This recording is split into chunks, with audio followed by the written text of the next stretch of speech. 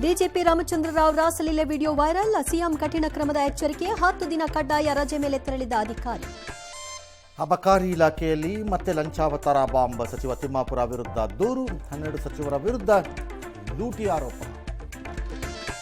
ಹೊಸ ತಲೆಮಾರಿನತ್ತ ಬಿಜೆಪಿ ಹೆಜ್ಜೆ. 45 ವರ್ಷಕ್ಕೆ ನಿತಿನ್ ನವೀನ್ಗೆ ಅಧ್ಯಕ್ಷ ಸ್ಥಾನ. ಅವಿರೋಧ ಆಯ್ಕೆ. ನಾಳೆ ಪ್ರಮಾಣ ವಚನ.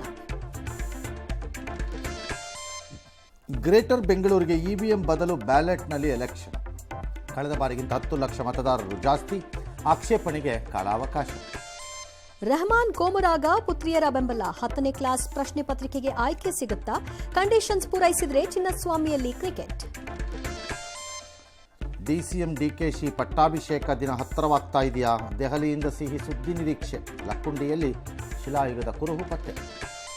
Trump war effect. ಚಿನ್ನ ಬೆಳ್ಳಿ ಭಾರೀ ಏರಿಕೆ. ಹೊಸೂರು ಏರ್ಪೋರ್ಟ್ಗೂ ಕೇಂದ್ರದ ಆಕ್ಷೇಪ. ನಟ ವಿಜಯ್ಗೆ ಚಾರ್ಜ್ ಶೀಟ್ ಟೆನ್ಷನ್. ನೋಯ್ಡಾದಲ್ಲಿ ಹೊಂಡಕ್ಕೆ ಬಿದ್ದು ಟೆಕ್ಕಿ ಸಾವು. ವ್ಯವಸ್ಥೆಯನ್ನು ಅಣಕಿಸಿತು ಈ ದುರಂತ. ಕಾಶ್ಮೀರಿ ಪಂಡಿತರಿಗೆ ಆಹ್ವಾನ ಕೊಟ್ಟರು ಫಾರೂಕ್ ಅಬ್ದುಲ್ಲಾ.